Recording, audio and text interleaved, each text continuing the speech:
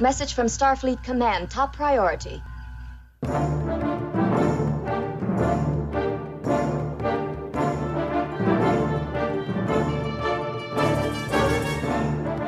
You are listening to the TrekRanks podcast, a member of the Tricorder Transmissions Podcast Network. This is episode 186, featuring the top 5 comfort characters. Welcome, Star Trek fans. I am Jim Moorhouse. I'm the host of the TrekRanks podcast, and tonight we have another fun episode for you. And it's another fun topic. So twice before on TrekRanks, we've done top 5 comfort food episodes. That's the only topic we've ever done twice on TrekRanks. And tonight we're staying right along those same lines. So for this show, we're doing our top 5 comfort characters, which I think is going to be a super cool topic and like a personal topic for our guest tonight. And joining us are a couple of TrekRanks veterans. First up, returning for her 9th overall appearance and hailing us from the Florida Expanse, it's Debbie Moltisanti. Welcome back, Debbie. Hey, Jim. Hey, everybody. Good to have you back on for number 9. Almost to double digits, not quite. I know, I'm counting. Almost there. And making his 5th overall appearance. He's been gone way too long. My sector mate from right here in the San Diego Quadrant, Mr. Ryan T. Riddle. Welcome back, Ryan. It's good to be back. Wow, it's number 5 already. Wow, time flies. Number 5. We need to ratchet that up. We need to do top 5 riddles. That's what we need to do that on. Yeah, well, that would be a great. Yeah, that would be a great one. Yeah. That's a good one. There's something That's there. A I need good to topic. do that one. Yeah, I'm gonna dig especially after one. Season. Exactly. Especially For there's sure. like the whole season of Discovery season The whole 5. One season's long a riddle. I love it. Season 2 as well, so. Yeah, that's right. Okay, this is going to be an awesome show. Let's get into our TrekRanks recalibration. What are you recalibrating? Everything. It's a sweeping, a recalibration of all systems. Okay, the TrekRanks Charter has 2 clauses. 1, we rank Trek so we can have a fun conversation about Star Trek. And 2, the ranks don't matter. We just use them as the framework to have a deep dive conversation about all the things we love about Trek. But what is that Vulcan motto? Infinite diversity. In infinite combinations. And what is diversity? A celebration of differences. Because as Topol and Dr. Phlox just said, TrekRanks is a celebration of differences. There are no wrong answers at TrekRanks. This show is about sharing the things we love about Trek, and we love it all. From TOS to TNG, straight through to Enterprise and the Kelvin timeline, and Discovery, Picard, Strange New World, Short Treks, Lower Decks, and Prodigy as well. It's all fair game here on the TrekRanks podcast. Black alert. Black alert. And a reminder, this episode of TrekRanks is current now through the 5th and final season of Star Trek Discovery, which means 913 total episodes of Star Trek across the past 58 years. And one final reminder, we use episodes as a shorthand term, but the 13 films are always in play as well. Hailing frequencies open. Thank you, Mr. Worf. You can hail me directly on Twitter, at TrekRanks, or at Enterprise N Extra on Blue Sky, at TrekRanks. And you can see our extensive rankings of all the Treks at TrekRanks.com. And don't forget to leave us a message with your own picks at 757-828-7265. That's our new phone number, 757-828-RANK, rank. Okay, to wrap it up, Debbie and Ryan, let everyone know how they can get a hold of you on Subspace. Debbie. I am hanging in there on Twitter by a thread. Silver Doe 25 on Twitter and on Blue Sky. Blue Sky is getting close, Debbie. I DM'd you on Blue Sky, Debbie, to invite you to this. So you're on Blue Sky too. Okay. I'm there for it, Jim. I have a couple people on Twitter that I follow that I hang on to, but other than that, I'm ready to go. Hanging in there. Ryan, you're still on Twitter, I know. I know. I'm still on Twitter. I can't give it up. I understand. Yeah, I'm there at Ryan T. Riddle, and then it's Ryan Thomas Riddle on all the other various Twitter up-and-coming platforms. All the other socials. I love it. 2 great Trek follows. All right, let's get into a diagnostic cycle and get into this topic. Computer, run a level 2 diagnostic. All right, so really quick, I was putting this topic together, our comfort characters, and I realized for the first time we actually have a little bit of a series going on, which we highlight types of characters and you do these topics. And who knew? I had no idea. So because we love our different series and themes here on Trek Ranks, from scenes in Trek to abstract topics to vibes to underrated, whatever it is, we now have character themed topics. So I didn't even realize it until I kind of looked at all of our ranks. So this is our 9th character themed topic, which means it's time for our roll call. So here we go. We've done top 5 DS9 recurring characters. We've done the hottest characters. We did that one in a 2-parter where everybody picked well, you go listen to it. You'll figure out how we did it. Wisest characters, weirdest characters. Okay, we did same sex. You had to pick men and women. So that was the hottest characters. Part one was men, part 2 was women. It was awesome. Anyway, we did wisest, then we did weirdest, then we did top 5 comedic characters. We did our top 5 episodes when the ship was a character. We did characters that fooled you. You were on that one, Debbie, right? I was. I think so, yep. And now we're doing our top 5 comfort characters. All right. Anyway, lots of great character topics. So I just wanted to rattle those off because, I love it. All right, here we go. Let's get into our prime directives because I'm dying to hear how everyone kind of defined a comfort character for themselves personally. Do they know about prime directive? They know everything I know, sir. Okay, you're about to know everything we know about our prime directive. So, Debbie, let's start with you. How did you kind of break it down and come up with your list of 5?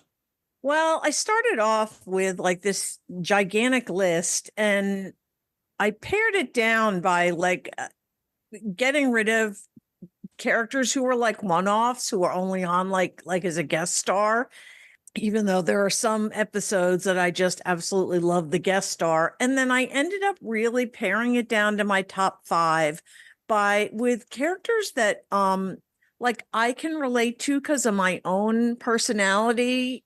So those characters kind of speak to me because they speak to a part of me. Okay, interesting. And you went for like more regular recurring characters who a little bit of quantity. Sort of, yes. Okay. All right. Okay. Well, that sounds like a great way to do it. Ryan, how about you? My rubric was a little simple. It was just characters of the main cast that have resonated with me or now resonate with me after so many years, or that I find that in the last 2 years, I tend to watch episodes that feature them heavily a lot more than I do other characters. So it's just basically as simple as that. I love it. So you went main cast. Yeah. Yeah. Okay, good. Yeah. So I thought about that too.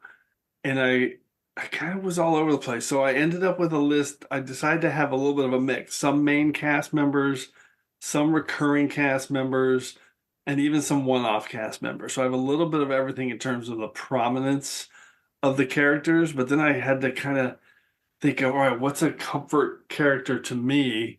And I kind of got away from favorite character a little bit and more into just thinking about the consistency throughout the character, just like a standard base go-to level of continuity and consistency that gives me a real comfort that I know really like both in universe and for the character, and then for me as a fan to kind of connect with them and just settle in and watch that I kind of know I'm going to get this baseline calming effect with them no matter what's happening in the episode, that they're always going to have kind of this level, a little bit of peace and levelness regardless of what's happening in the episode. So that's kind of what I was looking for, kind of like this consistent response level from a little bit of a zen from the character and how they respond to everything. So yeah, so that continuity, and then a little bit of all over the place with full cast members, recurring cast members, and some one-off cast members. So Definitely, my list is a little bit all over the place, but I love it. Okay, it sounds like we're gonna be all over the place on lists. This is gonna be fantastic. Let's do it. Third Demonicon, introduce us to the order of things. I am a Jem'Hadar. He is a Vorta. It is the order of things. Thank you, Third Demonicon. As always, everyone's going to start their list with 5-word summary and a hashtag to tease their pick. Then we'll each reveal our comfort character choices and the reasons we're highlighting that pick. And we're going to try and get one episode out of everybody to associate with that pick, just to kind of help highlight it. And then after 5 rounds of picks, we're going to go through some secondary system picks. And if we have any duplicates, make sure you listen for the Defiant Torpedoes. Okay, Debbie, we're starting with you. What's your number 5 pick for your top 5 comfort character? Let's hear it. Okay, my 5 words are: he found his way home, hashtag true believer. And my character is Aditya Sahil from Discovery, That Hope Is You, Part 1. Good choice. Good choice. I love think it. I think the opening scene of the first episode of the 3rd season was such a delightful way to pre-introduce everybody to what the 32nd century looks like. And having Sahil do his wake up every morning with the little parrot alarm clock, and then his bed's programmable matter, and then he goes into his little office, and that's all programmable matter.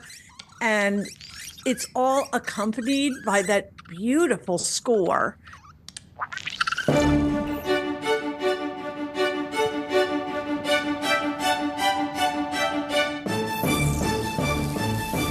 And then when the episode circles back to him at the end, it's just perfect. I love this guy. He's dedicated himself to something that he believes in.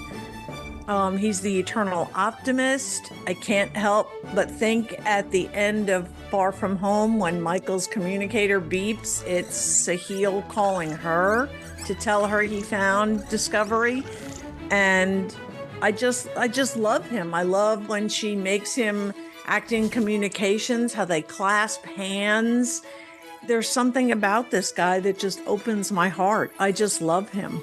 Yeah, a perfect comfort character. I love this pick. What a great start. And I love when he shows up at the end. And, well, That Hope Is You Part 2, right? Because he's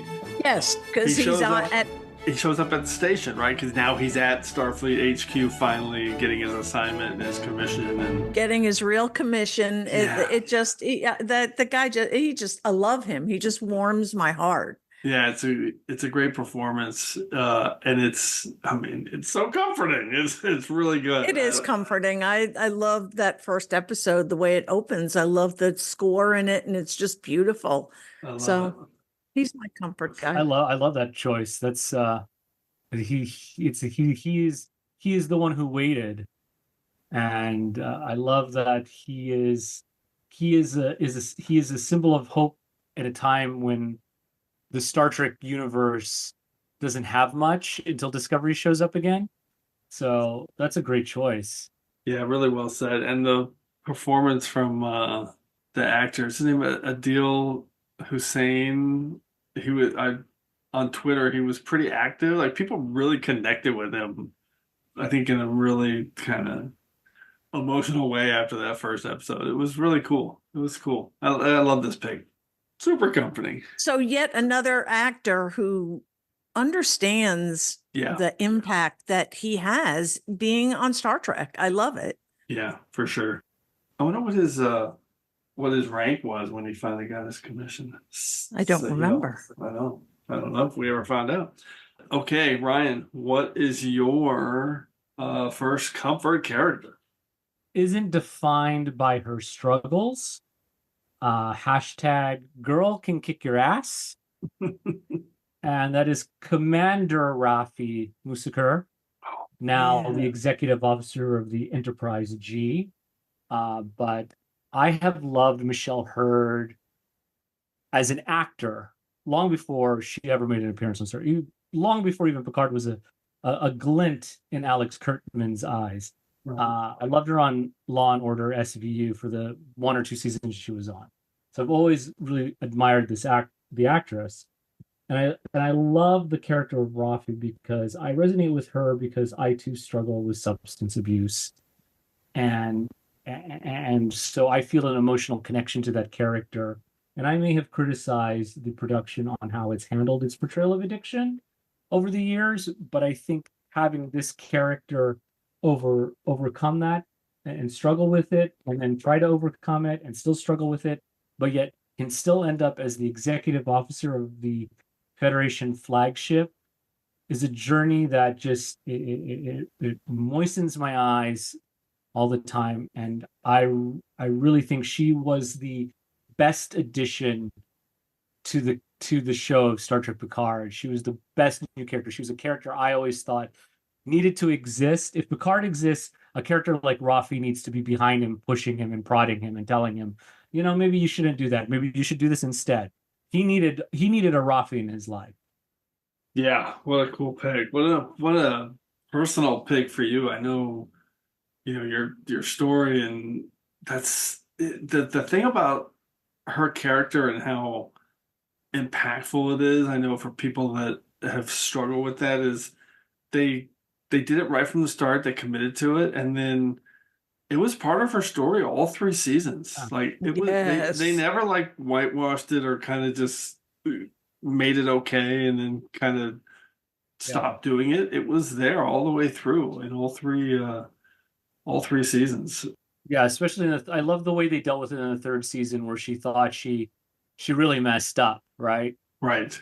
Even though it really wasn't her choice, right? It was just part of having to not blow her cover. Right. So it's a heartbreaking moment.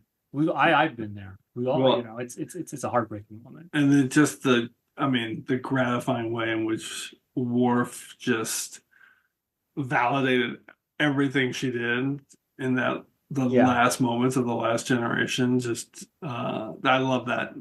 That's a really underrated finish to her story, with him kind of putting her story out there with her family and everything. Super cool. God, what a great pick. Okay, did you pick an episode, man? That's a tough one for her.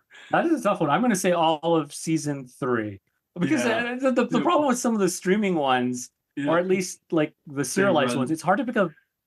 Yeah, it's like they all run together in my mind as one big episode. Yeah, I hear you. Debbie, what's your take on Rafi? I am so glad you picked Rafi because I adore her. And I love, as you guys said, how she was portrayed. Like it wasn't when Picard went to Vasquez Rocks and she was low, and then, that's the end of that. She's all fixed. She had emotional struggles that caused her to relapse. I just love her. She was so real. And I love how even that side of her, like when she was in the 1st season with Girardi, and she was just like, oh, Mama Rafi's going to take care of you. Like she slipped into that persona just enough that, I am so glad you picked Rafi because I thought about her. Even in Stardust City Rag, when they all had the little commercials pop up at the beginning, and she had that snakeweed thing pop up, and she, I'm curious. I don't know, Ryan, how you felt about that, but it was like, she was embarrassed and kind of pushes it away and gets pissed. But I don't know, it felt real to me. It felt real, right? No, it is real. There's temptation all the time. Yeah. And no matter where you go, it's going to be there, and you're embarrassed that you feel it. And then if you feel even more worthless. And it's an emotional roller coaster, and it doesn't go away. Yeah, I'm sure. Oh my goodness. What a cool pick, man. Thank you. All right, let's close out round 5. I'll just start with my 5 words and hashtag. He makes me feel okie dokie. Hashtag. Whoa, these graphics are mind blowing. And my pick is now Lieutenant Junior Grade Samantha Rutherford. And my episode was I Have No Bones, Yet I Must Flee, and I just love Samantha Rutherford. because, and again, I talk about this baseline. He's just completely unflappable. He's always even keel. He's always analyzing and processing. Everything's like a solvable problem for him. And I love those kind of traits. They always give me comfort. So he's like, for me, he's like the perfect character when I put on an episode where I know Rutherford's the focus. It just helps calm me. And it was tough to kind of lock in on one episode. I really love Reflections from season 3. And I also thought about No Small Parts, where he has all the great Badgie stuff. And I love Hear All, Trust Nothing, where he dangles his feet off the ledge of the promenade. It's so great. But I ended up, I love his analytical kind of selflessness of not getting a promotion. And he's just kind of matter of fact, like, okay, well, I'll just get a promotion today. And I'll just go earn one. And everyone's like, I don't think it works that way, man. And he's like, sure it does. I just love that. I just love that. And it turns out it kind of does, because he's had all these options to have promotions, but he's never taken it because he wants to hang out with his friends. It's the best. Eugene Cordero, Samantha and Rutherford's, I just love him so much. Ryan, what's your take? That is my Pinoy brother from another mother. Oh, that's right. Yeah. I mean, I know they haven't said it on the show, but there are like some strong hints that Rutherford is also Filipino, like Eugene Cordero. Yeah. I mean, his hot rod looked like a jeepney from the Philippines. It was just painted in the right colors and everything. So, but yeah, I love his earnestness, and I just love his excitement for everything. And it's just like, okay, we'll do that. That's kind of cool. Okie dokie. Yeah, that's right. Everything's okie dokie. Okie dokie. Rutherford was on my short list because I adore him. I love the okie dokie. All the stuff you said, and I'm glad you picked him because he was on my short list and I didn't end up using him. But it's funny because, well, I'll let you know later. I'm not going to spoil myself. All right. Well, let's see. Who knows? Maybe it'll come up on Ryan's list. We'll see. Okay. Round 4, Debbie. Let's do it. My 5 words are: I've always been smart, brother. Hashtag I just lack self-confidence. And my character is Rom. Yes. Because I adore Rom. And I chose as my episode Deep Space Nine Call to Arms.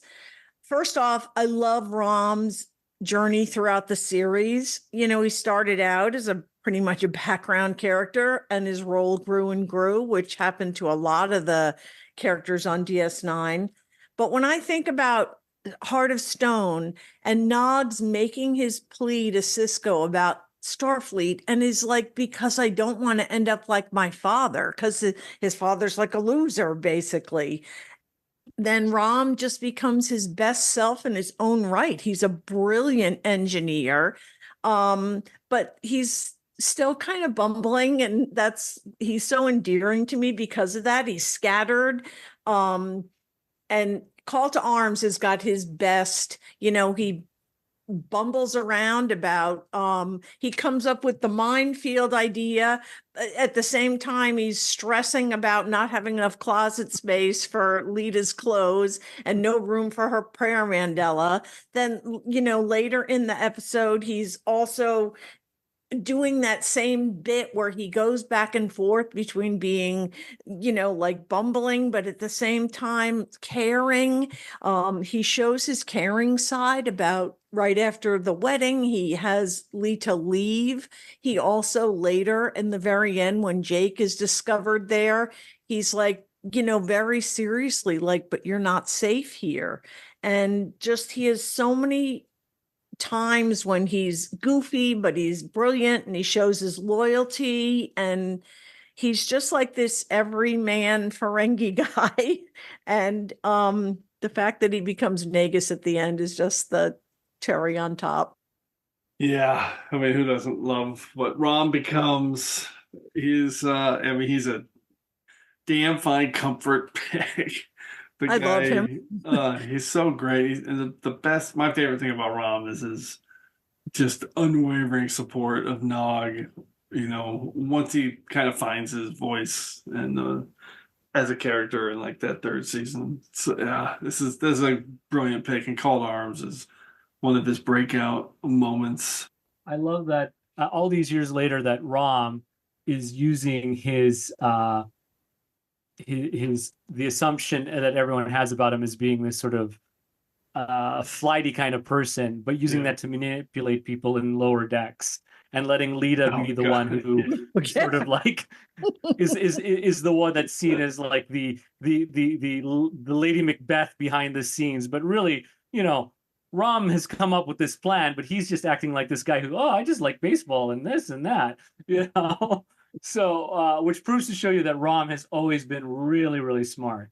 But yeah, I love Rom. I love what Deep Space Nine did, and it took these seemingly hokey aliens from the Next Generation and gave them personality. And the three main Ferengi on Deep Space Nine were sort of against the stereotype of what the universe had come to know what Ferengi are. Even though Quark loves money, but he's got compassion and empathy, and he doesn't exploit people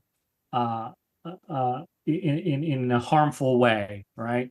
So he's so anti the stereotype that TNG sort of that was pervasive on TNG. But Rom, for me, the best episode is the one when he forms the Union. That's just a brilliant episode of television. Yeah. Bar Association, a classic. And even the thing with Rom, even in the early episodes when he's out of character, quote unquote, it ends up, it feels like, oh, well, they just hadn't figured out what they're going to do with him, which of course, you know, IRL is the truth of it. But it also fits because they ended up kind of playing it as, oh, he was just trying to be a real Ferengi, and then realizes that he was just playing at it the whole time, and that wasn't his true self, and he finally kind of realizes he can just be a different type of person, a different type of Ferengi, and believe in his son and do all these other things. It's really good. And he's overshadowed by his brother too. Right. Yeah. Well, of course. And story-wise, he's overshadowed by Nog and his arc, but you know, honestly, Rom's arc is just as impressive when you really break it down. Yeah. It's amazing. And as a comfort character, I totally get it. He's right there. I picked him a couple weeks ago. Scenes with a Beam, the assignment. The main reason I picked that whole episode was because of Rom, because he's the one that kind of figures out what Chief is doing, you know. Yes, with the Paul Wraith. Why are we reconfiguring the graviton emitter to kill the Paul Wraiths? You know, so great pick. Okay, Ryan, what's your number 4 pick? My number 4 pick, 5 words, is Something Wrong with the Universe. Hashtag finally got her fair shake, and it is Dr. Beverly Crusher. There she is. You know, I for a long time I wasn't the biggest Dr. Crusher fan. I like the character, and I adore Gates McFadden, but it wasn't until third season Picard I started re-examining what my issues were around that, or why I didn't like it. And I think it's because re-examining the character in the first season, she's got all this wonderful bite. She's in Picard's face, and then when she returns, she sort of doesn't really have much interaction with Wesley anymore.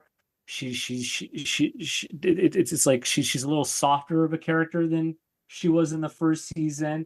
But then she gets this wonderful episode of Remember Me that's just about her as a character and isn't tied to her romantic feelings with Picard or Wesley. I mean, it's part of the episode, but it's really just ingrained. The story is about her fear of being alone after losing so many people in her life. And that's when I got it.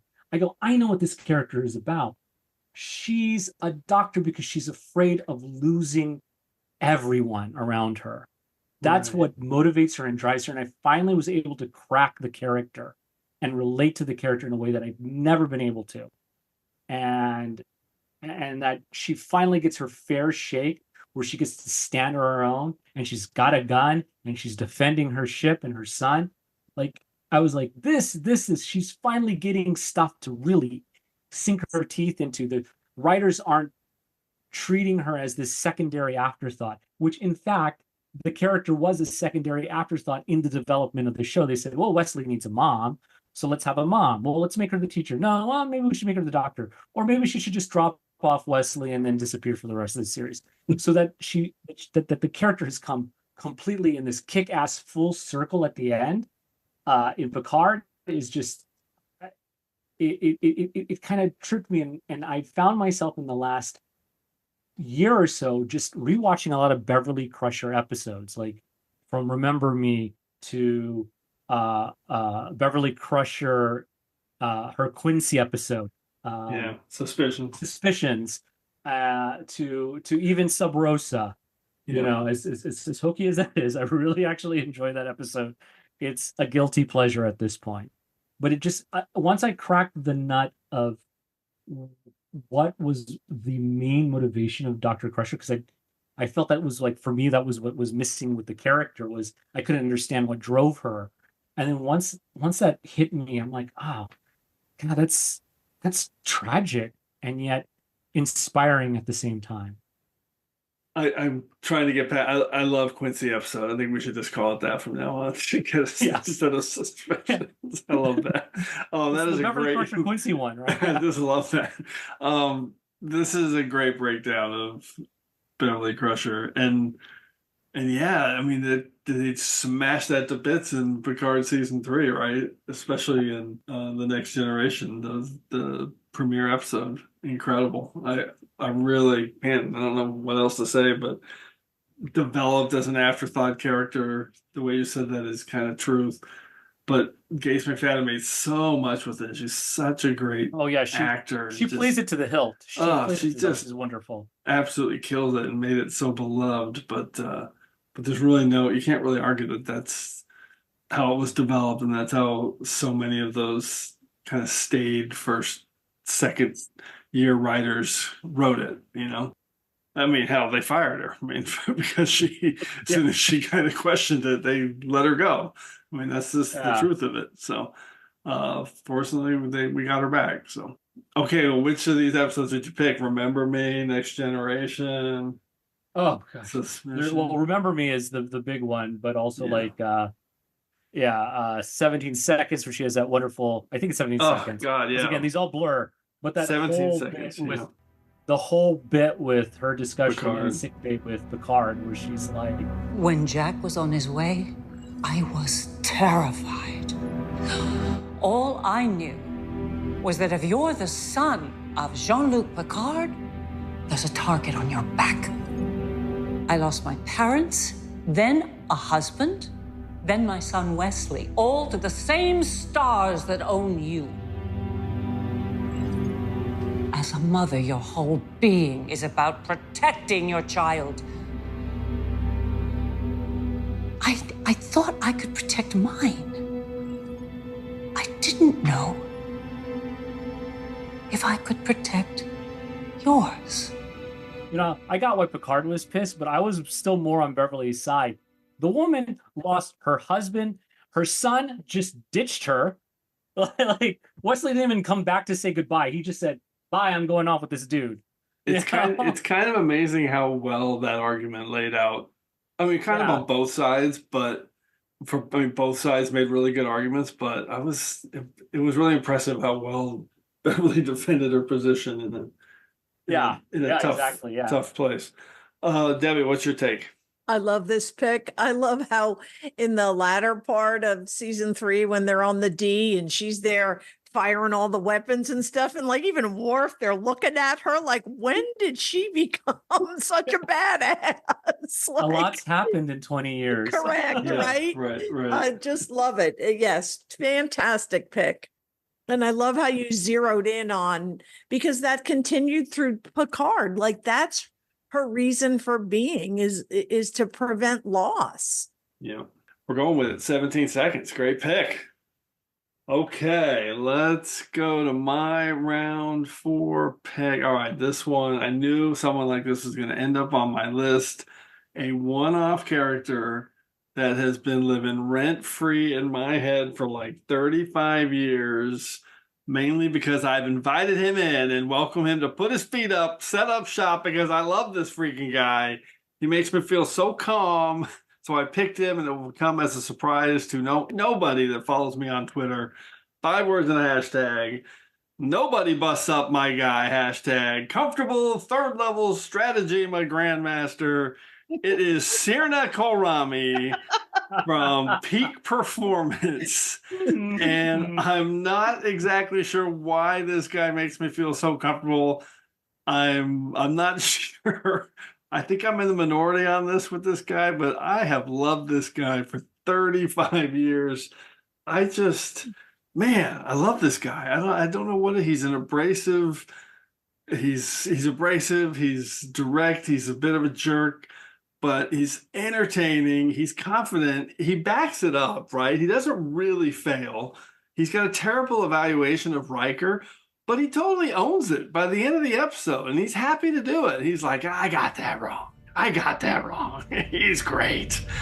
I must admit, your Commander Riker acquitted himself quite admirably. And so, Captain, have you?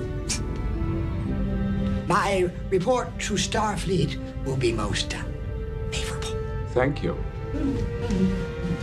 You know, I just love the guy. He is, I don't know, something about him has always put me at ease.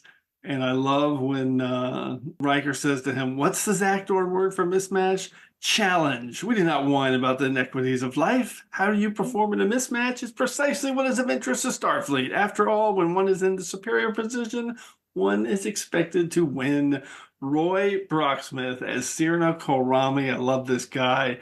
He is an absolute comfort pick for me. And of course, I picked Peak Performance as my #1 comfort food episode in the first ever episode of TrekRanks. So you knew I was going to pick Sirna Kolrami in this episode. Grandmaster Zachdorn. Deb, what's your take? Well, you know who's on my secondary systems. Oh, yeah. We'll go toe to toe later. Okay. No spoilers. Classic. Ryan, any take on Kolrami? I have come to love this character over the years. Okay, good. Maybe probably because of you, Jim. Because of all my gifts, yeah. Okay. But I love the actor, and he always plays it with this sort of like, the way he moves and inhabits the scene, and his sort of like gestures, and like the way he curls his face, like in like this sort of pseudo disgust, but yet pseudo kind of charming way. Right. Yeah. There's something there. There's something. Yeah, you're right. There's something about him. And I love the bit at the end when, they're victorious over the Ferengi because of Riker's gambit. The way he just sort of like pats the security officer's back and just kind of like smiles like, yeah, I'm part of this victory too. Exactly. He is this is about the performance. It's a really special performance. Another actor, none of this works. None of this episode works with another actor. I'm telling you. No, I can't imagine another actor in that role because it's so easy to turn that character into just this stump chief, this annoying, boring. This annoying insect that's hovering about. But he makes a meal of it. like imagine a myriad of TOS ambassadors and jerks like Ferris or Fox playing this character. You would hate this episode. I would have. It would be awful. It would be awful. Yeah, exactly. So that's a really good analogy I just came up with, if I do say so myself. Can you imagine Ferris or Fox playing this part? Oh my God. I would want to airlock them immediately. Exactly. I would never watch this episode ever if one of those guys was playing this part. Oh God. Okay, let's go to the soup round.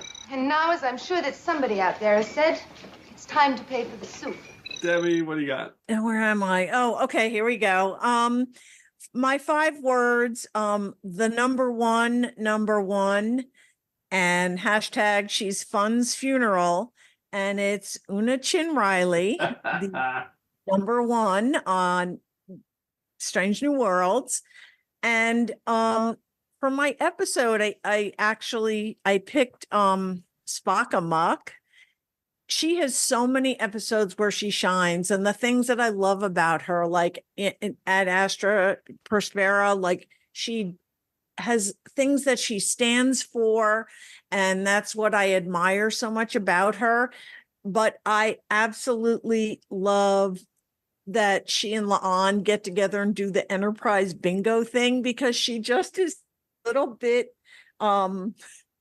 miffed that she's where fun goes to die, and has so much fun with it. Like when they do the phaser thing and she's like, ow, that really stings. The nickname. I don't know what I'm saying. I should probably go. Chief Kyle. What nickname? I can't remember. It's... Where fun goes to die. It's stupid. The yeomen don't know what they're talking about. If they did, they wouldn't be yeomen. Energize. And she did this same part of her personality in Those Old Scientists, where she couldn't get over why Boimler, what do you mean I'm a poster? Because she's her certain part of her character, but then she's got this other side with like these really deep feelings that she doesn't like to let out. And that's what I love about her. Like me personally, I'm not a big like emotion person, but like you tell people, like just because they don't show feelings doesn't mean that I don't have them. And I feel like that's Una as well. Like when they sing in the turbo lift and all that stuff, she lets that part of her personality peek out, and I love it. I just love it. I am the very model of a modern Major General. I love this pick. I love this pick so much. If I had thought of it, I would have had her on my list somewhere. It's and it's also comfort because it goes all the way back to the first episode of Star Trek. Oh, 100%. I mean, it's so cool. This is such a cool pick. I feel comfortable thinking about this pick. I feel comfort just in this pick. I love this pick. I'm going to go watch some number one just because of this pick. God, I love it. There's so many, every element you talked about just warms my heart. I love her so much. I mean, she even at the end of that, when they were doing the scorch and she had the wonder when they saw the ship fly over. Music. Yes. And it's those parts of her personality that she doesn't really let peek out all the time and gets there, and I love it. And you talked about the short trek, and Rebecca Romaine's amazing. Ryan, what's your take? This is so good. Oh, I love number one. I've loved number one since the pilot. Yeah. And I like Rebecca Romaine's portrayal of Una Chin Riley. And I love the storylines that they came up with her for Strange New Worlds, and really attacking this idea of her being a model minority and really dealing with that and what that means, and really examining this sort of weird, archaic law in the Federation about genetic manipulation that never really made sense, considering that Earth was the one who went through the eugenics wars. So why is one planet's hang up everyone else's problem? But I love her speech about Ad Astra and the sincerity of, because I believe in Starfleet. That's all. I just believe in Starfleet and I want to serve. How hard is that to believe? Yeah. And but still, and she's also still like a little fun character, like the whole like a pinup poster. You know what? I know. I would just love how Mariner's dumbfounded. Like, it's a poster that gets pinned up. So good. It's so good. The extra layers on that for something that's so cool and emotional and important, and you get those fun beats with it. This show is so good. I love it. God, agreed. Incredible. What an awesome pick. This topic is going awesome. I am loving your guys' list. This is so good. Okay, Ryan, what's your super round pick? Yes. My 5 words are more than just hailing frequencies. # you wanted adventure. How's this? It's everyone's favorite communications officer. I know it's mine. Nyota Uhura, from cadet to captain. She's held on to my heart since the original series with Michelle Nichols. She had continues to hold on to my heart with Cecilia Gooding in the role. And I love that Strange New Worlds is giving the character her due, that she has been featured in 2 very great episodes so far, Children of the Comet and Lost in Translation. Classics already. And I love that they found a way to do personal stories about Uhura using the thing she's good at, which is communications. And an honorable mention to Subspace Rhapsody for that too as well. And the fact that she goes on to command a starship, after the undiscovered country, starship where Picard was a cadet on.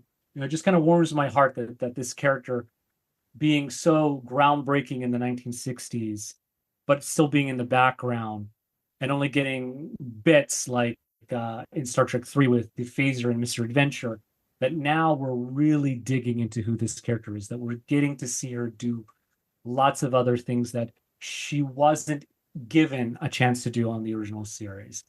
And I mean, Jim knows that this character is just love of my life kind of character. And I am very grateful to own the Barbie Uhura too. So if there was one character I was thinking was a safe bet for this episode, it was Uhura for you. I mean, and she's one that I considered as well. I mean, especially with these recent incarnations of Strange New Worlds. I mean, those 2 episodes you mentioned, Children of the Comet and Lost in Translation, are both so good, so underrated. Lost in Translation is one of my underrated favorites. I think it's like top 5 or 6 on my list. Yeah, it's a great episode. It is so freaking good, and she's so good in it. And obviously she's the linchpin of Subspace Rhapsody, not just for her singing ability, but for everything else and the communication and the whole bit. Celia Gooding is amazing. Obviously, Nichelle Nichols and our love for her, for all of us as 3 old school original Trekkies here. Incredible. This pick's kind of a no-brainer. I love it. It's right in the middle of our round here. Debbie, I know how much you love her as well.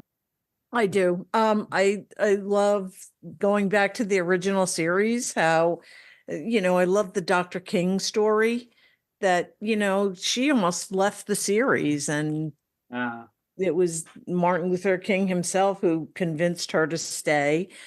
And then even like the relationship that she had with Hemmer, that, when her little thing about when he left and he said his purpose was to fix things that are broken, and he did. I mean, like, I'm getting choked up just saying the line, because he helped her so much. She's a great, great character.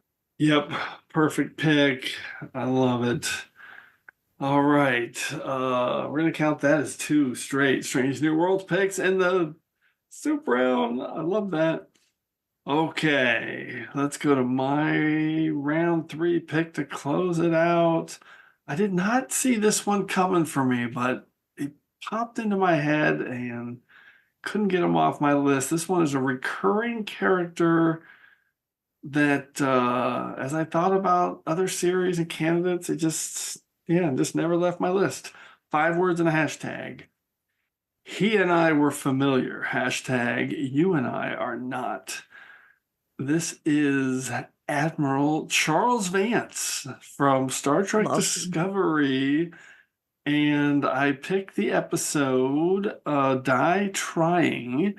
And this character, man, whenever they show up, and this is where my Prime Directive really comes in, they always just settle everything down, make me feel comfortable, especially once you have the whole picture of their entire story arc for the 3 seasons that Admiral Vance is around for Discovery.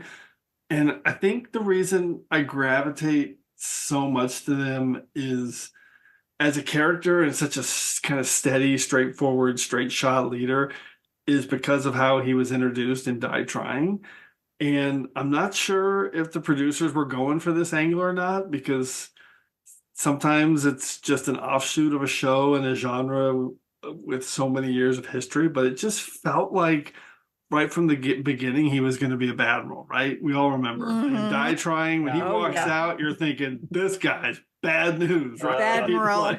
Like he was going to be a stupid chief running interference on everything that Discovery and Burnham were going to try and do. He was going to stop everything as they tried to kind of acclimate to the 32nd century. But it wasn't that at all. And he was just super well written. And he was a smart character. And he was always super cautious. And he was asking the right questions. And he never trusted anything without putting it through the paces. And it took a lot of episodes, a lot. I don't even know when it was where I was finally comfortable to be like, okay, this guy's cool. He's going to be okay. He's working for the good of everyone here. I can't even tell you when it was. It might have been the last episode of season 3.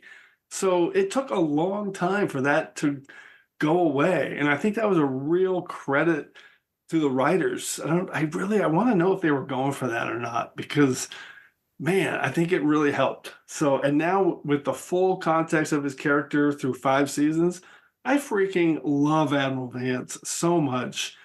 And Die Trying, I love this moment. The first scene with Adira Tall, she walks up and she kind of tells him a little story about when she was Senatol. And he's like, yeah, I remember my friend. That's great to hear. And he's like, he and I were familiar. You and I are not. Go get your diagnostic. You're Senatol, per the scan. Adira Tall, now, sir. Senna never meant to keep you waiting. He just couldn't bear to leave Earth without seeing snow one last time. Well, he was always sentimental. But let's keep this clear. He and I were familiar, you and I are not. Yes, sir. Senatwilla, take Adira Tall to medical for a full diagnostic. So good. Oded Farah, the actor, phenomenal. Charles Vance gives me a comfort level watching this show that I love. Debbie, what's your take?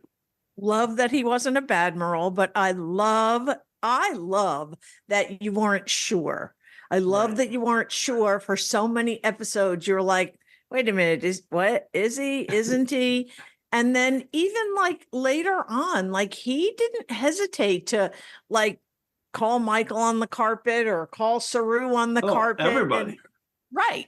Like even when he called Saru back the time when, what was it for Giorgio, where he was just like going to be like, well, we can't do that. And then he calls him back in and is like, it's going to color your crew's opinion of you forever if you don't do this. Like, let me just give you some advice. Love Vance. He's fantastic. Yeah. Ryan, what's your take on him? And do you think the writers were trying to make us question him, or was it just a happenstance? I'm just not sure. I think we were meant to be a little hesitant about Space Zaddy Admiral. I was waiting for you to say it, not me. But I was when he first showed up, I'm like, oh no, great, another higher up that Michael has to prove herself to, right? Again, here we go. But I'm really glad that he is probably the most efficient military level-headed that Star Trek has ever given us. Right. He's not into his own machinations.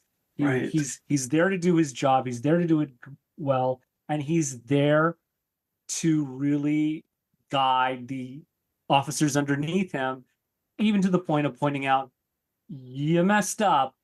You really messed up. All right, now how do we fix it? Yeah. So it's a refreshing breath of fresh air because we still get the Badmiral trope every once in a while on other shows, and I like that we actually see that. Oh yeah, Starfleet that has some people that actually make it work and function well.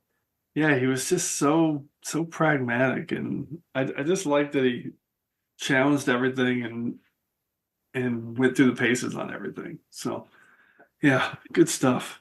Okay. All right, let's go to round 2. Debbie, what do you got? I got 5 words, best mom in Starfleet, hashtag warp me, and it's Captain Carol Freeman, USS Cerritos.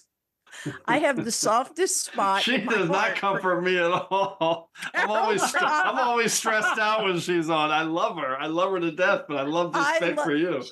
I'm a mom. Okay, so like I get it. Like I just love that's the piece. Like I love the fact that she has to go toe to toe with Mary all the time. But it's like I just love the tone of the show that she's not like the perfect Picard. She's like always a little bit like she feels like the second class citizen captain. Right. I was gonna go for Moist Vessel at first because that was the time where she kind of was deviously promoted Mariner to get her off the ship. But I ended up and she did some scat and zabba-dabba do that, zabba-da-doo. Babba-doo-day-day, babba-doo-day-day. Oh, sa-bee-ba-da-doo-ba-dum-dow. Yeah. And that's why being a captain is a lot like vocal jazz. It's all about the notes you don't scat. Yes. I ended up actually picking Room for Growth, because I loved how she took the whole engineering crew to go to they were too stressed after the ship got taken over by another stop wearing masks people, and how she had that same level of like mom caring about the engineering crew and took them to the Dove so they could all get de-stressed because all they did was work behind her back, and that made her more stressed. And I just love Rutherford in that episode too. But that to me, like, it showed Freeman as more of a mom to like the entire crew and not just Beckett. So she comforts me because she's a mom and I'm a mom. And I also, once again, I love Dawn Lewis. I love the things that she stands for. She has a foundation that supports kids and gets them what they need for school and provides like financial literacy, both for parents and for kids. They support kids with, just getting to college, filling out applications, getting the tech they need. I think that she's a real activist for underserved kids. And I love that too, as an educator. So Captain Freeman is my number 2. Dawn Lewis as part of Star Trek is the best. She's amazing. I love this pick. I love everything you said about it. And my favorite thing about it is how much this pick stresses me out and is not comfortable for me personally. I love it because I love Captain Freeman. But as a comfort pick, this would be like one of my last picks because she's always so amped up, and I love this pick. I love that it's the exact opposite for me. So good. And I picked her as my MVP of one of the seasons. I think maybe it was season 2. It was season 2 where I picked her. I just love Captain Freeman. She's so freaking great. What an awesome pick. I love this topic. Ryan, what's your take?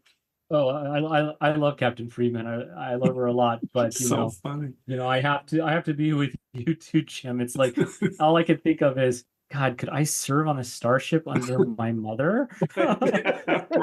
Right. Well, I know I couldn't. Beverly, it was different. Right. She's the doctor, right? But here, it's like literally Freeman is the captain, the boss. Oh, the boss. I don't know if I like this power dynamic. But I think she's a great character, and what I get the sense of her, and Debbie kind of mentioned this, is she's like the working class captain, right? She's on a starship that's the workhorse of the fleet, and she's just kind of that's sort of like lenses the perspective of what she does. She's hands on, and in a lot of ways she's a throwback to captains of the original series. She goes on away mission, she gets her hands dirty. She tries to fix the godlike computer and screws it up, and then has to stress out poor Boimler in the process. She has a lot of personality. We get to see different shades of her as well, not just as the captain, but we get to see her as the mother. We get to see her as mentor to the other officers. And we also get to see her as just a stressed out middle manager of Starfleet. You just took the words right out of my mouth. She's like a middle manager captain. And that's like another part of her that I relate to when I was working. I was a elementary school principal, but I worked in the district is like the 7th largest district in the nation. So you're literally like, you're like a middle manager. Like, yes, you are like kind of king of your own castle at your school, but basically you're one of like almost 250. So you're like middle management. And to me, that's exactly what Carol Freeman is like. And that's why I relate to her so well. I love her. All right. So in the 5th season, we're going to see the Florida class of starships. Is that what? Yes. Is that what I'm hearing? Okay. So we've had Texas My class. second career. We've had Cali class. So let's do the Florida class. Okay. And plus, she's got that expertise in roulotte seeds, so she gets to go on some special missions. For sure. Deep cut. Okay. Ryan, what is your number 2 pick? My number 2 pick is 5 words. She embodies everything Star Trek. Hashtag haters can suck it. And that is Captain Michael Burnham. Oh, hell yeah. She is, for me, possibly the best character in all of new Star Trek. After this last season, maybe perhaps in all of Star Trek. So good. She is the dream of what Star Trek promises. She strives to be better than who she is. She grows, she learns, she discovers, pardon the pun, who she really is and who she was meant to be in the universe. It took a lot of tragedy in her life. It took traveling 800 years into the future, but she finally found herself. And that is expressed so wonderfully in the finale, where she says, it's just life itself. That's it. That's the mystery to happiness. Life itself. It's so poetic and beautiful. Like, I mean, it's speaking a little kind of verklempt. Me too. I love this character so much. Her addition to Star Trek added so much to the story of Spock, and then to have her own story of growth and having to constantly prove herself, and yet portrayed by this wonderful actress who can convey so much with just a simple facial expression, so many emotions in one look. Sonequa Martin Green and this character is, as far as I'm concerned, the best ambassador for the franchise that the franchise has ever had so far. And that it is a character that has had a lot of flack, an actress who has been questioned by a certain sect of the fandom. And, I don't think I have to spell out the real reason for that. And it has nothing to do with the show being badly written. Correct. And everything to do with whatever that person's work needs to be done on their end. And I think in time, this character is gonna get her due, in a way, and an acceptance into the fandom. I mean, she's already accepted, but I'm going to say that I think people will come around a little bit more now that the series is over, and we can look at her story as a whole. She is the only character in Star Trek, maybe other than Spock, that has had a wonderful arc that has a beginning, middle, and a definite end. And it's artful storytelling. Yeah, I mean, you're so right. The level of popularity and acceptance for her and the character in that role, I mean, it's only going to skyrocket from here. It's going to keep going up and up in terms of her popularity. So that's the first thing. Second, the grace in which she's handled all that through 7-8 years is unbelievable. Like, just complete, just almost literal perfection, right? Just never a foul word, just complete grace, perfect, battling it, but also navigating it, and just the strongest way, not like avoiding it or dismissing it, but just navigating it and using it and empowering and just making and just messaging in the strongest way possible. I just am so impressed. So I agree with everything you said. She's amazing. It's funny when you said you used the pronoun her and haters can suck it, and I was like, oh, where's he going with this one? Like 5 names popped into my head immediately. Like, is it Keiko? Is it Troy? Is it Burnham? so I love Troy and I love Keiko. I know, so. of course. Me too. I'm so glad you picked Burnham. She is absolute legendary character, and season 5 really cemented everything that was happening with that series and show. I just think it was an absolute home run. I really, really loved it. Debbie, what's your take on Burnham? So glad you picked Burnham because she was on my list. I loved in season 3 when Culber describes her as a responsibility hoarder, because that I personally relate to. Everything you said is true. And in addition, the performer,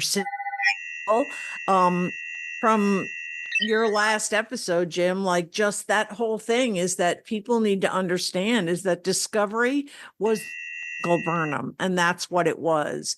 And like, caused me to go back and start rewatching the whole series from the beginning because I just do love her. Yeah, it's really her journey. Okay, awesome. I love that pick. Let's close out round 2 with, another character from newer Star Trek. Here we go. 5 words and a hashtag. My pick, shown who I truly am, hashtag Fugitive 0 Hour, and this is Zero from Star Trek Prodigy, played by Angus Emery. And I just love Zero, man. He was my favorite character in Prodigy, and I just had this like comfort level with this character every time they're on the screen. I just love the way Angus Emery, the actor, his line reading and the way they portray Zero as kind of a genderless, kind of non-binary character. They talked about in this article on TrekCore about eliminating breath in line deliveries, and I just found it really fascinating, but really smart for like a non-corporeal species. And I find the whole portrayal of Zero as like this Spock to Dal, and just a very comforting character. And the role Zero plays as kind of the baseline in every encounter and adventure that the crew has, as this logical voice, the voice of reason, the barometer of good ideas and bad ideas. And it's just been, I don't know, just something about it is one of my favorite things about the show. And for me, being a TOS fan like you guys are, having a Medusan character like fully realized in Star Trek is something that I never thought we would ever see in Star Trek 50 years ago, a race that we were introduced to literally almost 60 years ago. It's crazy to me that there's a Medusan character, and it's so cool the way they've realized them, and the animation on the Medusans is so interesting with the real sharp glares, and I feel like when I'm watching them on TV, you have to kind of squint because the glare from the animation is just so sharp and clever. And yeah, Zero's what I'm really looking forward to in season 2 of Prodigy that's coming up, the final 20 episodes, or the next 20 episodes. And Zero, what's your take, Debbie? I picked a Moral Star Part 2, when Zero ends up revealing themselves and taking down Diviner, and then also kind of damaging Gwyn a little bit when they reveal themselves, their true selves in their scene. I will not let you hurt my friends. Zero. use me to hurt others. It's time I show you who I truly am, so you cannot hurt anyone else. So, Deb, what's your take on Zero? I'm with you on I love that they brought back a Medusan, which single shot character in TOS. And yes, I love how Zero was kind of like the voice of logic and the voice of knowledge in Prodigy, where the characters were, they were kids and they were unsure. I love how Zero was kind of like the unifying force for them. Ryan, what's your take on Zero and Prodigy? Star Trek Prodigy, Star Trek's really hard, and I know a few Trekkie friends who have slept on it. Go to Netflix now, watch it. It is Star Trek harder than any Star Trek I've ever seen for a kid's show, Right. But I love Zero. Zero's great, and I think the thing with me is he's just this ball of light in this exosuit, but yet the voice actor conveys so much emotion, and the animation through the lights conveys so much. Like when he thinks he's harmed one of them, right? When he thinks he's harmed Gwen, like it's just heartbreaking. You really feel his pain. Like, I know my real appearance can really harm people, and he doesn't want to injure anyone. He's just a character without malice. A joyful play on words at the expense of my own insecurities about the harm my true appearance could afflict. Very funny, Jankum. Hoot hoot! He's such a fascinating character. Yeah, that's that comfort level through line for me that I just gravitate toward. I love this character every time they're on screen. I love that. So well portrayed. And again, I'll say the actor Angus Emery, just really special performance. So good. Yeah. Okay, let's go to round one. Debbie, let's hear your number one comfort character. Begin round one. Well, speaking of this will come as no surprise, my 5 words are 58 years of comfort, #fascinating, and I could not have a comfort list without Spock being on it. I had a feeling. As a kid in the 1960s, I loved things like dinosaurs and planets and science fiction. I used to beg my dad to take me to the Hayden Planetarium in New York. I loved going there on the regular. And in the 1960s, that really wasn't things that girls were into. So when I met Mr. Spock, I identified with him so much.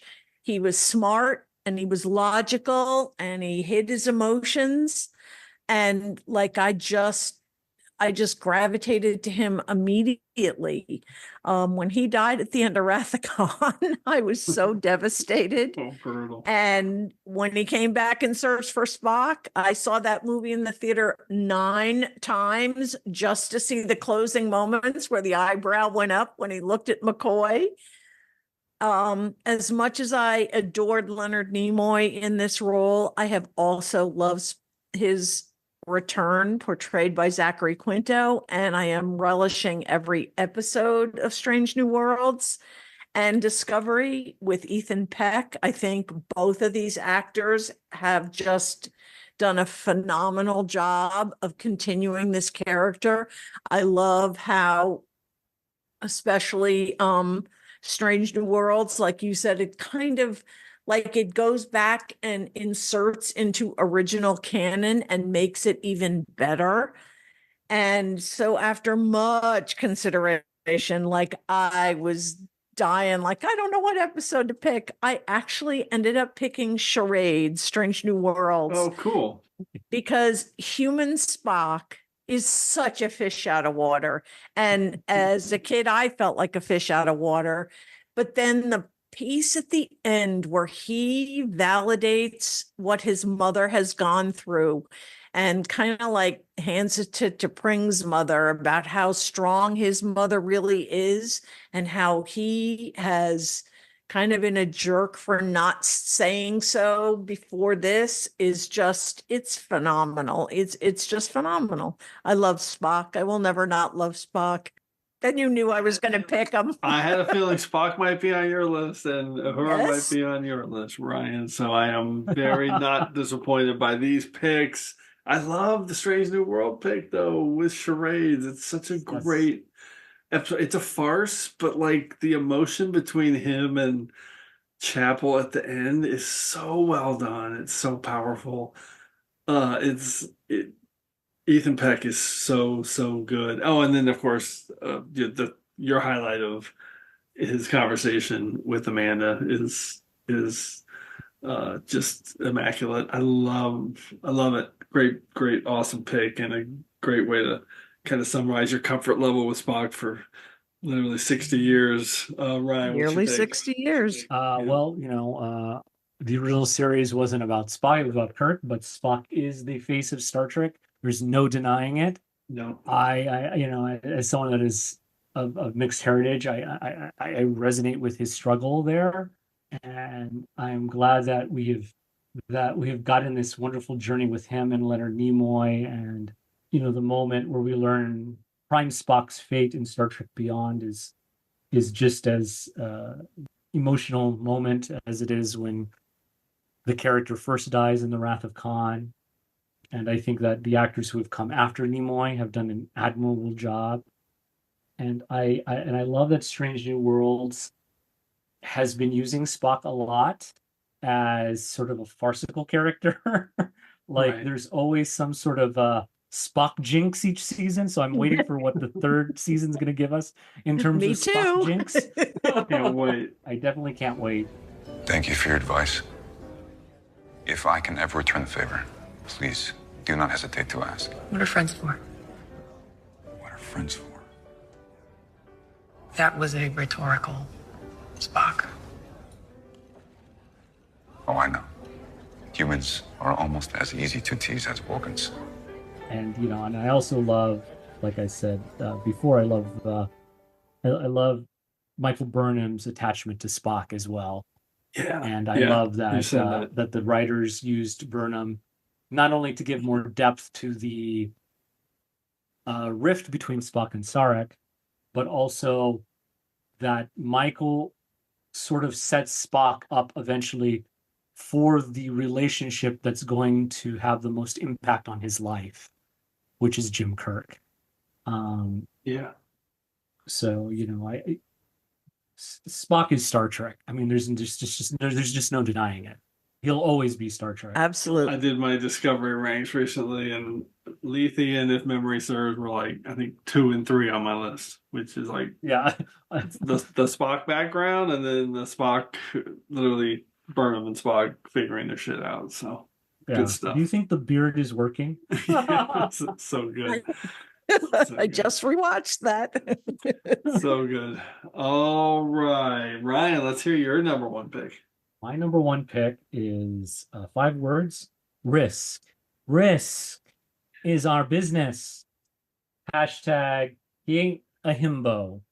And this is James Tiberius Kirk.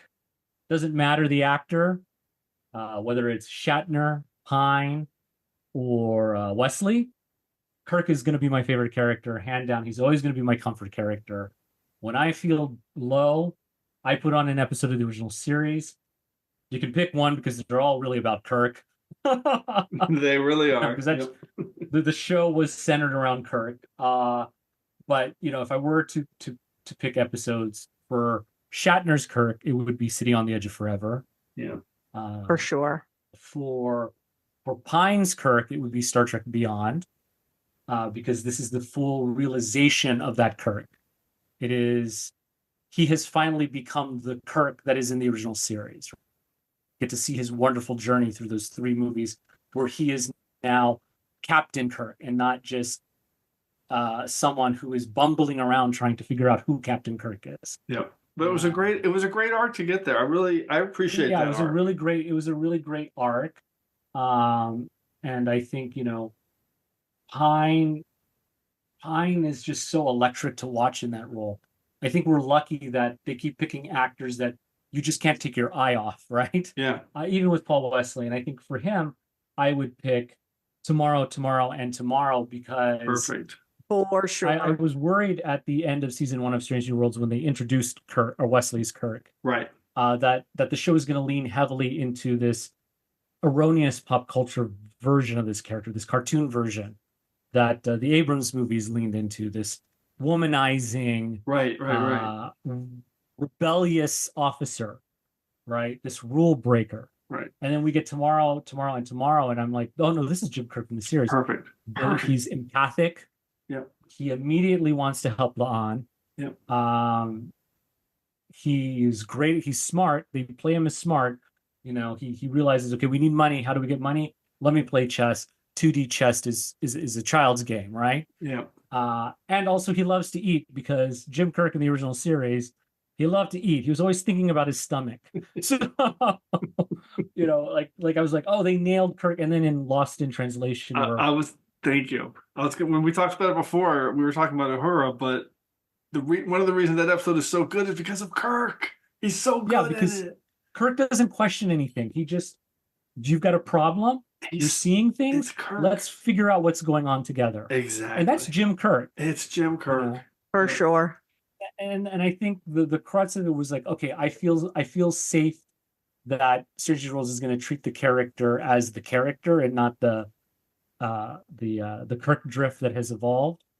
Is when he talks to La'an about his dad, and he says, because there are other people out there that need help. And Jim Kirk is one of those. He can't leave a cat out in the rain. Right. He's got to help the cat somehow. He's got to save the cat, right? And so he is my comfort character. I mean, it's the reason like I love Star Trek.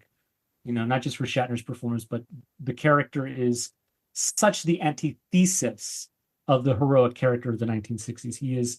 He is empathic. He's emotional. He's not afraid to show his emotions.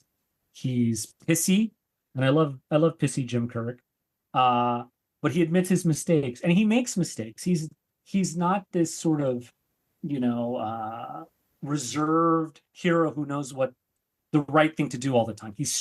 He struggles in episodes with what that right thing is, and that's rare in the pantheon of 60s heroes.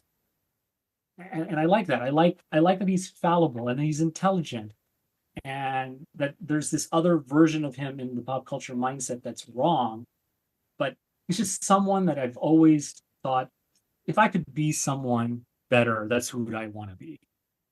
Man, I got nothing to add to that. That is perfect summation of Jim Kirk. And it's the thing that people just so often miss about the character. All that breakdown, everything you just said. It's just spot on. Nailed it.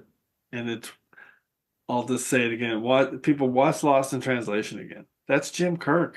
Yes. That's TOS Jim Kirk. That's everything you need to know about the character right there in a nutshell. Debbie, anything to add on this? This is such an awesome pick. Yeah, he can also make plum week soup in the toilet. I love that in great. Tomorrow. Such a Kirk line. And no matter what universe, Jim Kirk cannot drive a car to save his life. For sure. Exactly. For sure. Yes. I'm with you, Ryan. I was a little bit worried about Kirk at first, Paul Wesley's Kirk, but in the second season, he's fantastic. I love how he has the little rivalry with his brother going on, because it feels like there were shades of that back in the original series in the one episode. But I mean, he is Star Trek for sure. And I love how both of our number one picks are the two number ones. I love that. Yeah, I know. I like how that balances out. Yep, It balances out. Totally. It's up to you to say McCoy now, Jim. Well, you guys went super broad on your two major big characters. And you know what? Mine is right there with you. It's one of the all-time biggest characters in Star Trek history when you really start breaking it down at this point. That's where this character lies too, right alongside Spock and Kirk. So here we go. And I love that I get to pick this character, and she's my number one comfort character after 30 years of watching her. And I started thinking about which Voyager episode am I going to pick, and I realized, you know what? I don't have to pick a Voyager episode, and I'm not going to, because Star Trek is the gift that just keeps on giving. So here we go. 5 words and a hashtag. Captain of the USS Enterprise. Hashtag 7 of Limes. And my pick is 7 of 9, Captain of the USS Enterprise G. And my episode is The Last Generation of Star Trek Picard. I mean, 7 of 9. Are you kidding me? We get to see her go out getting a promotion to be Captain of the Enterprise G. One of the truly great moments in the history of Star Trek. Sorry, full stop. Comfort. She is brave and loyal, and the book that she writes is going to be great. And the rules that she breaks, maybe they were broken to begin with. So, in light of that, I have a recommendation. Promotion to captain when we return to port. I love that moment, and it all started with one of the great introductions in the history of Star Trek with Scorpion. Comfort for me. All these amazing Jerry Ryan's performances in between those two moments, all this comfort for me. And here's the other thing that we just talked about with Kirk and the way people misread Kirk through all these years. All those early years when people were dissing her as this, hot stuff in a cat suit. And I was like, are you watching the show? Are you seeing this material and the character and the actor and the writing and the performances and the development of this character? This is a great character. You're missing the forest and the trees here. So just simply one of Trek's all-time great characters, one of the most consistent across 30 years. Again, that's my prime directive. I just find her so comforting to put on. I can find a nice, calm, central place with her every time she's on, no matter what's happening, no matter what the episode is. 7's got that even keel, and I love her. Debbie, what's your take on 7 of 9? My question for the ages, does she still have to regenerate? I have to know this. Somebody has to tell me. Does she still have a regeneration? No, Picard never answered that question. It's a mini regen, yeah. I love 7 of 9. It's funny, I forget which podcast, it might be Mission Log. Whatever show they're on, it's Jerry Ryan. Like they just went through, and I can't remember the name of the episode, where she was kind of her past people that she assimilated, and she was having to be like the Klingon and this and that. Like, her range as an actress is amazing. And that was like when she first started on the show. And by the way, a show that she didn't come into until after the first 3 seasons were done. Jerry Ryan's phenomenal, and 7 of 9's journey has been epic. Yeah, incredible stuff. Ryan, how about you? Well, I love how 7 started out as Janeway Spock and ended up being the Captain Kirk of her own Enterprise. Yeah, that's true. So and quite frankly, I would love to and the first official queer captain of an Enterprise, although you know me, Jim, Kirk is pretty queer and so is Spock. So but I mean, officially, I don't know what you're talking about, Ryan. I don't know. I have no idea. Okay. But I love the way her character evolved, especially in Picard.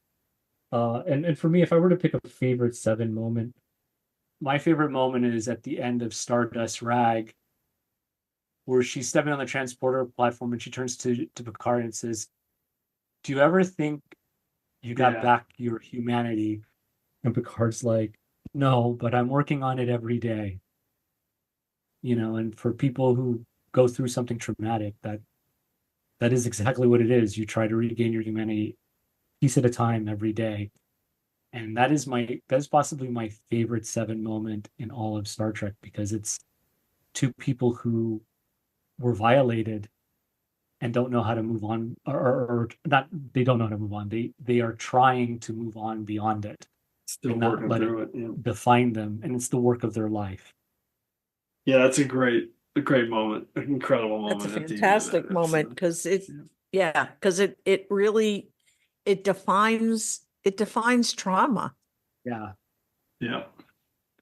I mean, are you kidding me, guys? We just picked Spock, Kirk, and Seven as our top 3 and comfort characters. It's pretty awesome. 3 characters who have gone through a lot. A lot. A lot. I love it. So good. Okay, well, let's rattle off a few secondary systems picks. We're running a little long, but let's get a few extra picks here. Debbie, what's on your list? Let's see what you can do with the secondary systems. My number one, my toughest cut was Burnham, so I'm so glad Michael got brought up. Klim Dakachan is on my list. He is my Zach Dorn comfort guy. Dakachan. I love that guy. Yep. Okay. I love this guy so much. Great. He is my Zach Dorn, okay? She's probably right. She's probably right. Mr. Dakachan. Dakachan. Klim Dakachan. Mr. Dakachan. I just love the guy. He's so like a contact scheduling. And then on your kind of like an equivalent in a way to Kohlrami, because he's not a good guy, but I just enjoy him in the episode. Like maybe it's like love to hate, but Kivas Fajo. I love Kivas Fajo. Wait, I thought you were still talking about Dakachan. No, I love Dakachan, but I love Kivas Fajo. Oh man, I would have canceled the episode if you'd picked him. Oh my god! I wouldn't. Good thing you didn't pick him. Wow, that would have been controversy. Dark. That would have been dark. I think it's more about the portrayal of the character. Like I feel like the actor, and that I can't even remember his name at the moment, but he stepped in at the last minute because it was going to be somebody Saul else. Rubinek? Yeah. Yes. Saul Rubenek's amazing, and he's an incredible performer, and I loved him as an actor. But man, dude, keep us.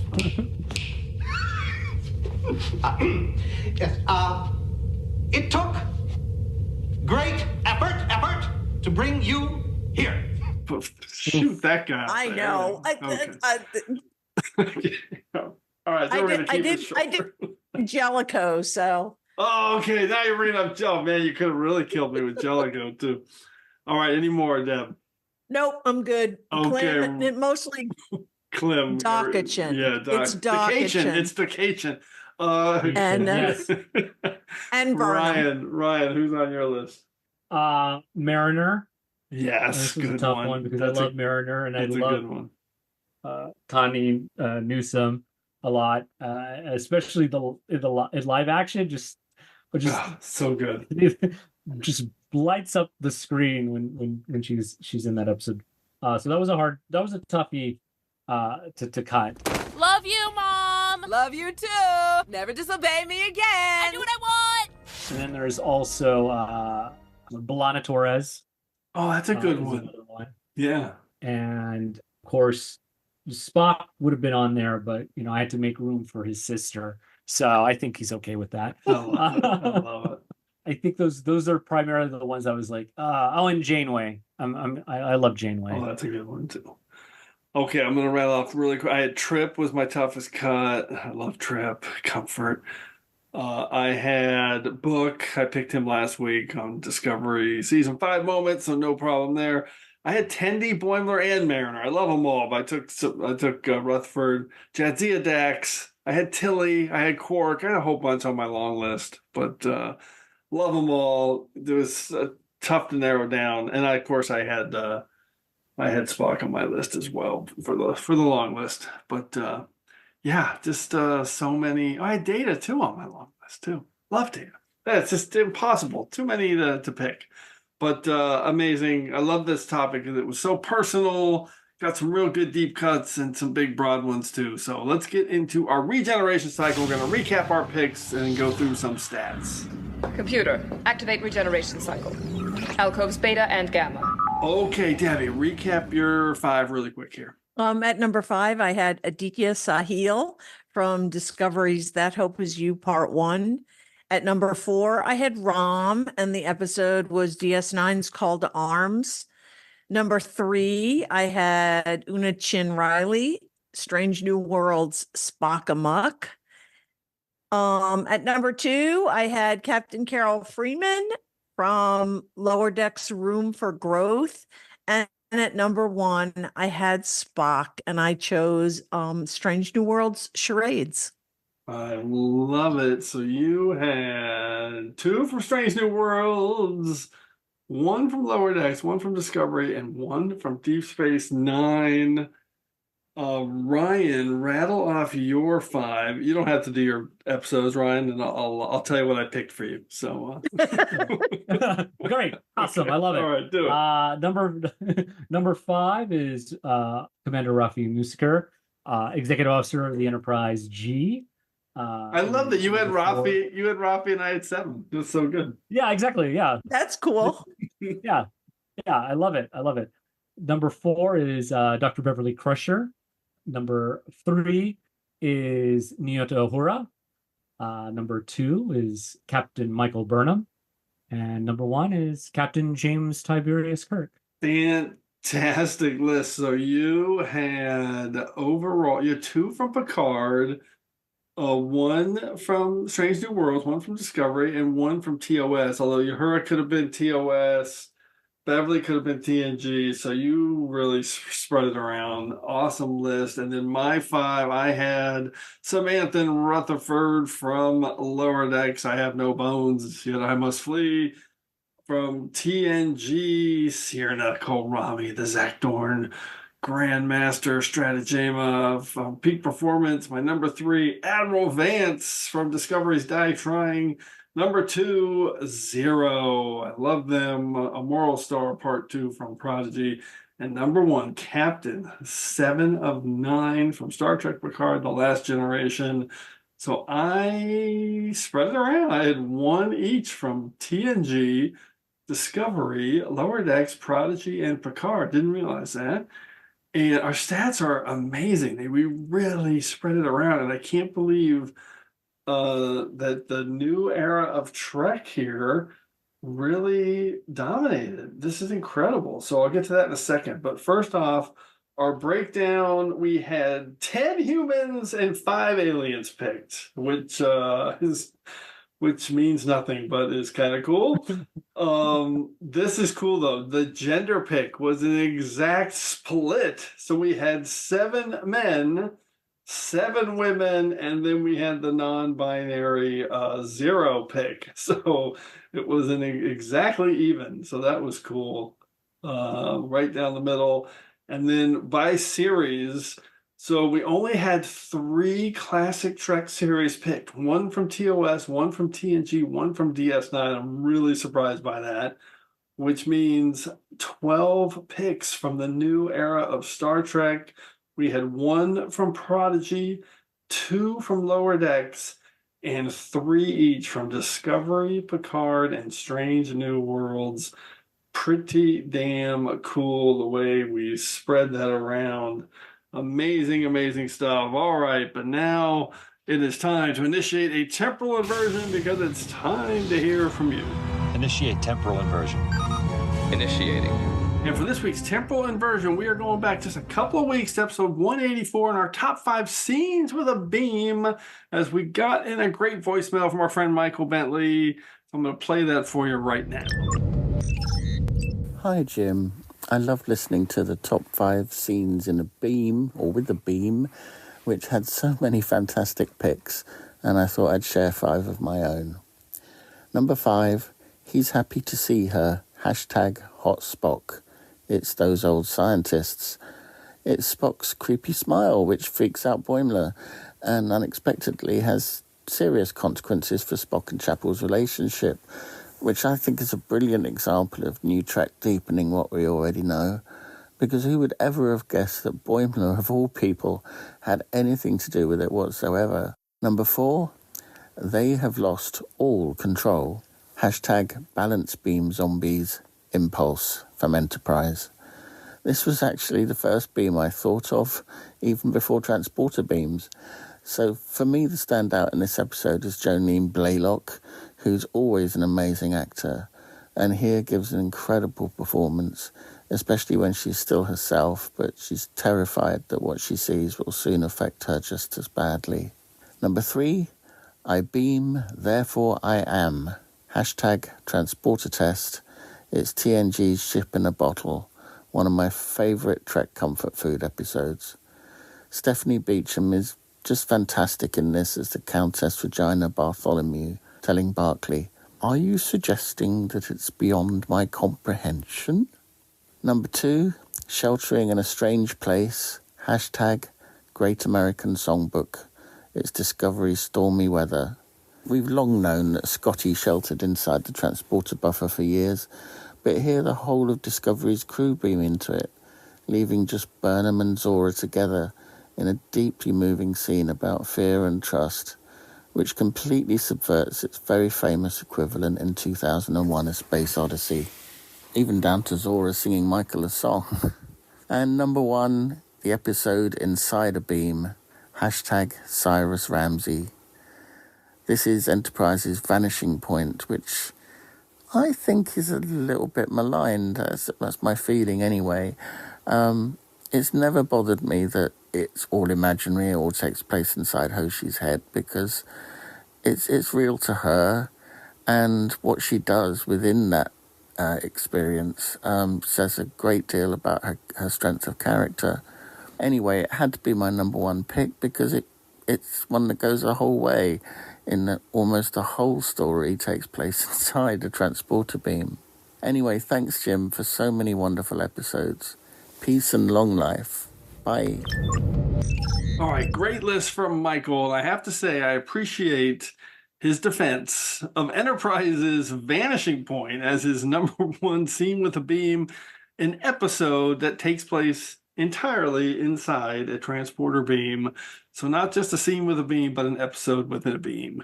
Great list from Michael. All right, so once again, those picks, more than enough to clear ourselves from this week's temporal inversion. So as always, I want to thank everyone for all your great responses to the TrekRanks podcast. Please keep your list coming to me at TrekRanks on Twitter so we can retweet them, but we also want to hear from you.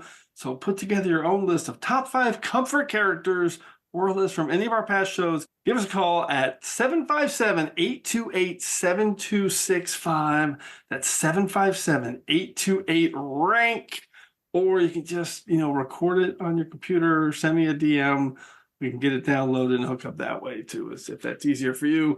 So hopefully we'll hear from you so you can be featured on the next episode of TrekRanks. And on the next episode of TrekRanks, we are doing a pretty cool topic.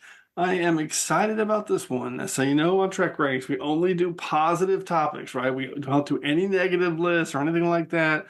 So when I tell you that this next topic is nothing but positive, I truly mean it because I love it and I can't wait to talk about these episodes. So next week, we are doing the top 5 mediocre episodes. That's right. What is better than just a standard mediocre middle-of-the-road episode of Star Trek? Nothing is better than a mediocre episode of Star Trek. So Debbie and Ryan, if you had to choose one mediocre episode off the top of your head, what would it be? Debbie, what do you got? God. This episode's going to be so much fun. I cannot wait. Okay, I'm going mediocre because the topic was mediocre, and I'm going to say Data's Day. Data's Day. Okay. What's more mediocre than writing a letter to somebody? Just writing a letter. It's a standard middle of the road. Okay. All right. Ryan, what you gonna take it up a notch with mediocre? Well, I have mine, but now I feel like I should pick Dear Doctor since we're on a letter thing. Here we go. No, but I'm going to pick Star Trek 5. That's my mediocre of all mediocres. Okay. All right. There you go. You love Star Trek 5. I do, even though I know. tore it up on our last podcast. Oh, So- man. Star Trek 5 is not my favorite, but okay, but I like that. That's a good mediocre pick. This is gonna be fun. This is gonna be a great episode to hear how everyone kind of looks at those middle numbers. Sometimes you just put on a episode that is just right in the middle for you. Just hits that sweet spot. So hey, maybe it's comfortable. Channel closed.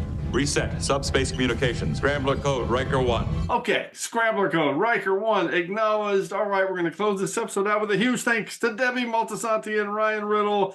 It was awesome having you guys on the show. Any final Trek Scrambler codes either one of you guys want to relay before we depart? Debbie, thanks for coming back. Thank you for having me, Jim. Always thrilled to get that DM that says, "Are you available?" Because I'd move around the galaxy to be available for TrekRanks. All right. Well, we love having you on. And Ryan, great having you back on. Tell everybody about the Ship of Jerks and how everybody can download, can board the Ship of Jerks. Yeah, beam on up. Join us on the ship full of jerks. We come out weekly as much as we can. It's just two fans taking a critical look at the things that they love. And all in tongue-in-cheek and all in good fun. You can find us on Twitter at Shipful of Jerks and on wherever you get your podcast. Great podcast. It's Ship of Jerks to friends. So, all right. Awesome job, you guys. So much fun having you on. All right. Thanks, everyone, for engaging with us here on episode 186 of the TrekRanks podcast. As always, I want to close by saying I'm looking forward to standing with you again here in this place where I belong. I'm in command. I could order this. But I'm not. Because Dr. McCoy is right in pointing out the enormous danger potential in any contact with life and intelligence as fantastically advanced as this. But I must point out that the possibilities, the potential for knowledge and advancement is equally great.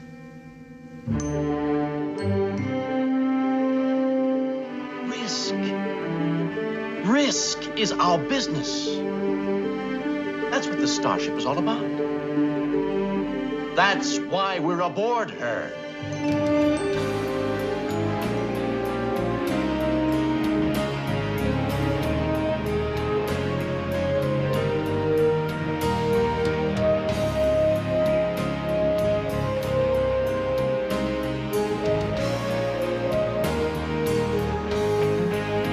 Just want to remind everyone again that the entire TrekRanks catalog is available for you to download and listen to at TrekRanks.com and on your podcast player of choice. Our episodes never get carbon dated, so check out the topics you've missed and maybe just want to listen to again over at TrekRanks.com. And a reminder to check out our friends 5-Year Mission at 5yearmission.net. They're writing a song for every episode of Star Trek, and you won't believe how great their music is. They also have a podcast at the Trek Geeks Network, so seek them out. You won't regret it.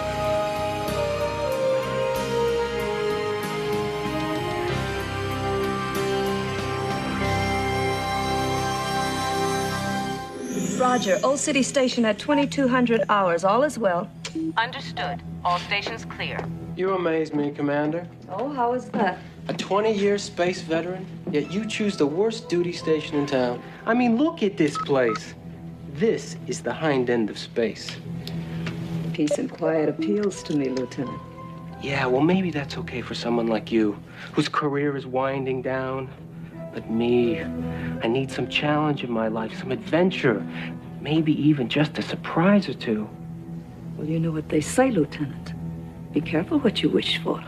You may get it. Good evening, Commander. Is everything ready? Step into my parlor, gentlemen. That's Admiral Kirk, my God. Very good for you, Lieutenant. But it's damn irregular. No destination orders, no encoded IDs. All true. Well, what are we gonna do about it? I'm not gonna do anything about it. You're gonna sit in the closet. The closet? What, have you lost all your sense of reality? This isn't reality. This is fantasy. You wanted adventure? How's this? The old adrenaline going? Huh? Good boy. Now get in the closet. Okay. Go on. Go on. I'll just get in the closet. Okay. I'm glad you're on our side. Can you handle that? Oh, I'll have Mr. Adventure eating out of my hands, sir. And I'll see all of you at the rendezvous. Oh, and Admiral, all my hopes.